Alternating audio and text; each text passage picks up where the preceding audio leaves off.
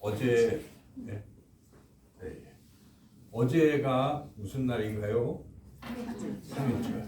네, 3.1절입니다. 해마다 우리가 3.1절을 이렇게 지내고 있습니다. 1919년에 3.1절이 일어났으니까 벌써 100년도 훨씬 넘고 106년째 되는 그런 해입니다. 그래서 이 3.1절을 106번이나 우리가 생각할 텐데 늘 그냥 무심히 지나갈 수 있는데 3.1절에 대해서 한번 생각해 보면 좋겠습니다. 3.1절은 이제 2월 8일 날 동경에서, 그러니까 일본의 수도인 도쿄, 동경에서 우리 유학했던 한인 학생들이 소수지만 11명이 거기서 동경 한복판에서 독립선언서를 낭독을 한 거죠. 그래서 붙잡혀가고 뭐 이런 일들이 있었습니다. 그로부터 이제 한 달 안 되는 기간에 다시 이제 이 독립선언서를 낭독하게 되었는데, 원래는 3월 3일 날 이제 하려고 했어요.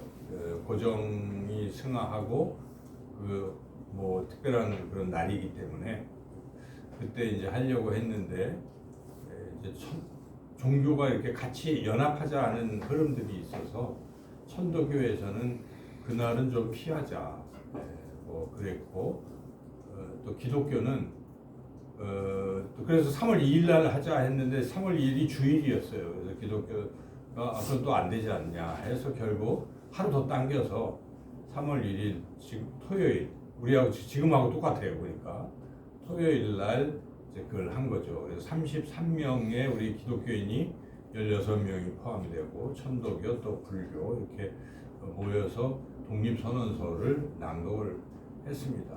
근데 이제 하는 과정에 좀 우여곡절이 있었습니다. 원래는 지금의 그 탑골공원, 종로에 가면 그 공원이 있잖아요. 거기서 하기로 했는데, 그래서 당시에 중학생들, 고등학생 이런 학생들이 아마 5,000명이 거기에 모여 있었어요. 같이 독립선언하고 독립만세를 외치려고 모였는데, 그게 뭐 정보 누가 밀고를 했는지 해서 장소를 태화관으로 옮기고 시간도 좀 늦춰지는 관계로 2시에 그게 안 되는 거예요. 독립선언 낭독이. 그러자 모였던 학생들 중에 한 명이 용감하게 나와서 독립선언문을 낭독을 해버린 거예요. 그래서 이 학생들이 독립만세를 외치고 태극기를 흔들고 시작을 한 겁니다. 그래서 그 인근에 또 이 시민들이 호응을 해서 수만 명이 대한독립만세를 외친 것입니다. 그때 그 기미 독립선언문이 옛날 말로 하면 우리가 뭐 5등 자의 조선의 독립국이요 조선의 자주, 이해하기가 어려워요. 그래서 제가 약간 그 현대어로 좀 바꿔서 조금만 읽어드리면, 우리는 이에 조선이 독립국인과 조선인이 자주민임을 선언한다. 이 선언을 세계 온 나라에 알리어 인류 평등의 크고 바른 도리를 분명히 하며 이것을 후손들에게 깨우쳐 우리 민족이 자기의 힘으로 살아가는 정당한 권리를 길이 지녀 누리게 하려는 것이다. 반만년이나 이어온 우리 역사의 권위에 의지하여 독립을 선언하는 것이며 2천만 민중의 정성된 마음을 모아서 이 선언을 널리 펴서 밝히는 바이며 민족의 한결같은 자유 발전을 위하여 이것을 주장하는 것이며 누구나 자유와 평등을 누려야 한다는 인류적 양심이 드러남으로 말미암아 온 세계가 올바르게 바뀌는 커다란 기회와 운수에 발맞추어 나아가기 위하여 이를 내세워 보이는 것이니 이 독립선언은 하늘의 밝은 명령이며 민족 자결주의로 옮아가는 시대의 큰 형세이며 온 인류가 함께 살아갈 권리를 실현하려는 정당한 움직임이므로 천하에 무엇이든지 우리의 이 독립선언을 가로막고 억누르지 못할 것이다. 듣기만 해도 가슴이 뭉클해지는, 우리가 독립국이라는 것입니다. 우리가 자주민이다. 이것을 이제 분명히 선언한 것이죠. 그 한일 합병이 1910년이니까 물론 1905년부터 일본에 우리가 눌려서 살았지만은 한 10여 년 만에 이대로는 안 되겠다 생각하고 독립을 외친 것입니다. 그래서 손에 태극기를 들고 대한독립 만세를 그렇게 힘차게 외쳤던 것이죠. 그러면서도 우리 백성은 결코 폭력으로 하지 않겠다. 그래서 독립선언서의 공약 3장이라는 게 있어요. 하나, 둘, 세 가지가 있는데 그 내용을 보면 우리는 평화적으로 하되 아주 결연합니다. 최후의 한 사람까지, 최후의 순간까지, 일각까지 이 의사를 계속 발표하라. 이렇게 하고 나갔던 거예요. 그래서 그 독립운동이 3월 1일 날 서울 중심으로 했지만은 이제 그때는 지금처럼 뭐 인터넷이 발달된 것도 아니고 휴대폰이 뭐 그래서 모르잖아요. 그래서 이게 서서히 퍼져나가서 뭐 몇 달 동안 계속된 것입니다. 전국적으로. 그래서 우리가 잘 아는 유관순 그 열사는 한 달 뒤에 4월 1일 날 아우네 장터에서 천안에 여기서 이제 독립만세를 또 외친 것이죠. 그래서 외치는 과정에 아빠 엄마는 그 옆에서 일본 순사들에게 죽고 이 16살의 어린 소녀가 붙잡혀 가서 감옥에서 모진 고난을 받으면서도 회유하면서 이제 한국 시민이 돼서 회개하라 할 때도 내가 어찌 뭐 하겠냐 하면서 끝까지 저항하다가 결국 그 한 1년 감옥에서 이 고문받고 하다가 그냥 죽었다 하는데 나중에 최근에 밝혀진 사실은 매 맞아서 일본 순사들에 의해서 매를 맞고 죽게 된 것이죠.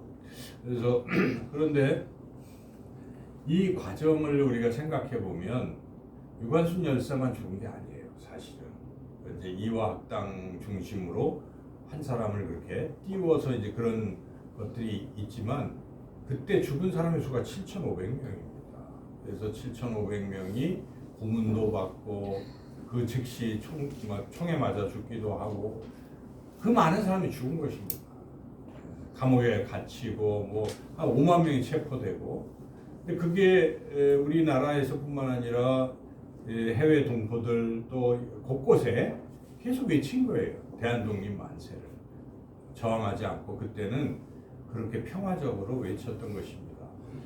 많은 사람이 죽었어요. 7,500명 우리가 상상을 해보면 다친 사람도 많겠죠. 근데 우리가 그거 겁나서 그걸 어떻게 하겠냐 이렇게 생각할 수도 있는데 우리 민족이 그런 것입니다. 우리가 더 이상 남의 나라의 억압을 받고 살 수는 없다. 우리나라는 자주국이다 하고 대한독립 만세를 그렇게 외쳤던 거예요. 백성들이. 근데 참 안타까운 것은 그때 역사를 보면은 이걸 또 방해하는 자들이 있었습니다. 방해하는 자들이 우리나라 사람들인 것입니다. 친일파의 각 땅을 받고 이렇게 했던 친일파들 중심으로 자재단을 만들었어요. 3.1 운동을 펼칠 때 한 달 만에 그걸 또 조직해서 방해하고 밀고 하고 방해를 또 하는 거예요. 그래서 우리나라 같은 백성인데 어떤 사람들은 자기 목숨을 내놓고 대한독립을 위해서 그렇게 외치는 사람들이 있는가 하면 자기의 재산을 지키고 자기 가족의 안위를 위해서 이 백성들을 방해하고 하는 그런 친일파들도 있었다는 것입니다. 역사는 그렇게 흘러가는 것인데 그래서 우리가 잘 생각해 봐야 됩니다. 역사를 통해서 이 3.1 운동을 생각해 보면서 과연 어떤 태도를 취해야 되는가, 하나님은 어떤 사람이 되기를 원하시는가를 우리가 알아야 돼. 신앙적 양심을 가지고.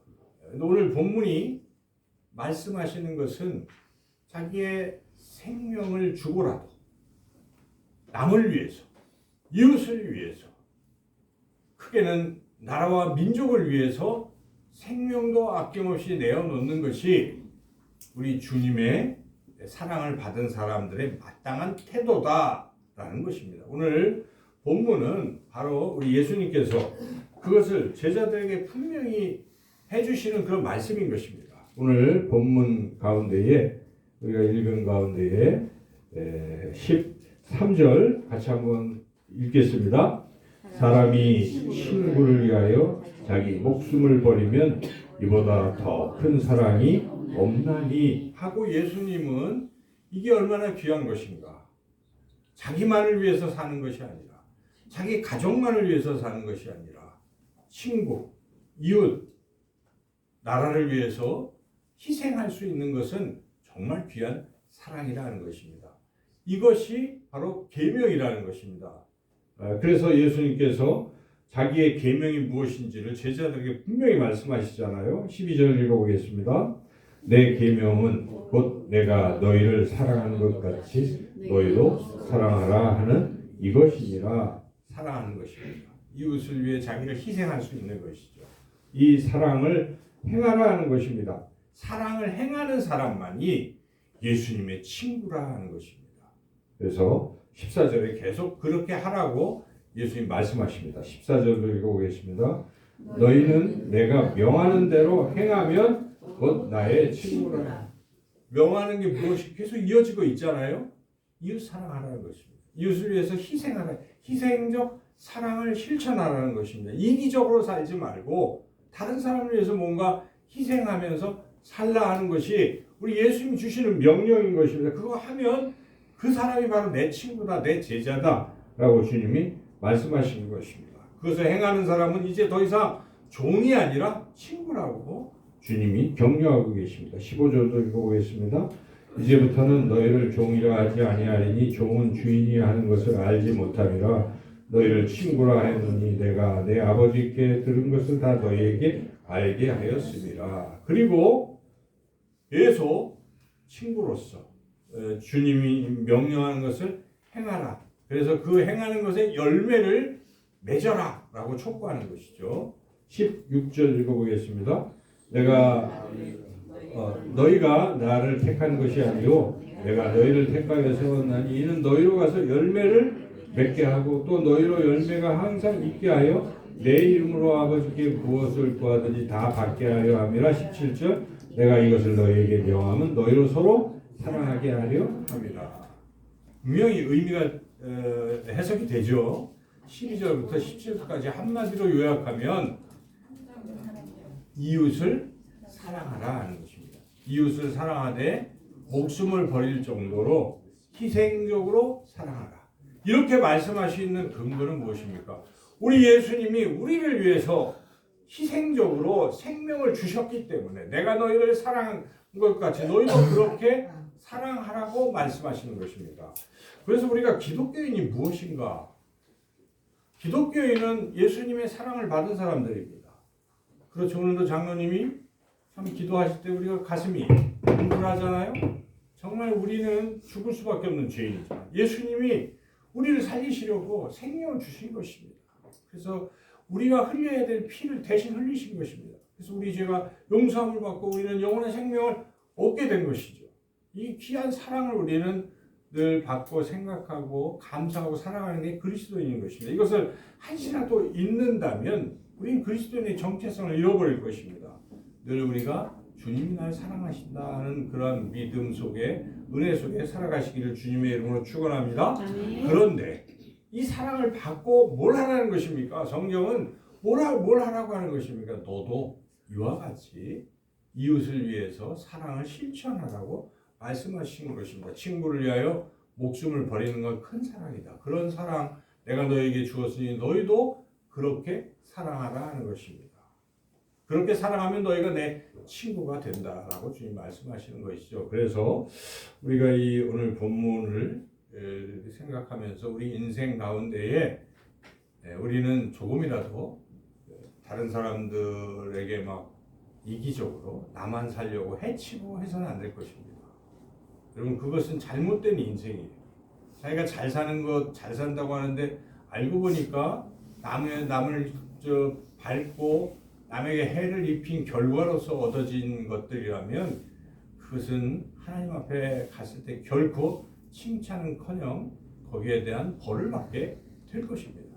그래서 우리가 비록 이 땅에서 내가 손해보고 힘들어도 내가 이 땅에 있음으로 인해서 누군가 유익하다면, 누군가 도움을 얻고 한다면 이거는 정말 성공한 인생인 것입니다. 하나님 앞에 갔을 때 다 기억하십니다. 우리 하나님은 다 보고 계시기 때문에 아무도 몰랐지만 내가 뭔가 그래도 나를 희생하고 다른 사람을 위해서 뭔가 한 일들을 다 기억하시는 것입니다.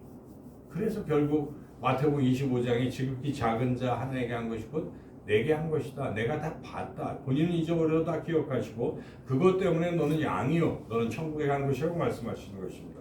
그러나 그 반대로 예수님 믿는다고 하면서도 온통 자기 이익만 위해서 그렇게 살아가는 인생은 결코 양으로 분류를 하지 아니하시는 것입니다. 예수님 믿는 게 무엇입니까? 믿는다면 예수님이 날 위해 십자가에 죽으셨다는 걸 믿는다면 이 사랑을 받았다면 나도 마땅히 조금이라도 다른 사람의 사랑을 실천하는 게 도리 아닙니까? 그게 양심이에요. 그게 사랑을 받은 사람의 마땅한 자세인데 그거는 받고 남들에게 사랑을 실천하는 것은 잊어버리고 그는 어찌 보면 그걸 믿음이라고 볼 수가 없습니다. 그래서 진정한 믿음의 사람들은 반드시 사랑을 받았기에 사랑을 전하는 것입니다. 많은 해외에 목숨 걸고 나가신 선교사님들 왜 나가셨어요? 주님이 날 사랑하는 게 너무 크게 느껴졌기 때문에 내가 조금이라도 나가서 하겠다. 저는 우리 동기 목사님도 참 자랑스럽고 참 귀해요. 어떤 동기 목사님 그 키르기스탄에 참 거기 좋지 않은 아주 환경이 안 좋은데 거기 가서 딸은 여기다 두고 두 부부가 가서 그 복음을 전하고 있고 근데 그런 분들 참 많습니다. 그래서 물론 꼭 선교사님들뿐만 아니라 이 땅에 살아가면서도 곳곳에 이름도 없이 빛도 없이 이웃들을 사랑하고 실천하고 살아가는 우리 그리스도인들이 참 많잖아요. 말은 안 하지만 그런 그리스도인들이 있는 것이에요. 그래서 이 나라가 유지가 되는 것입니다.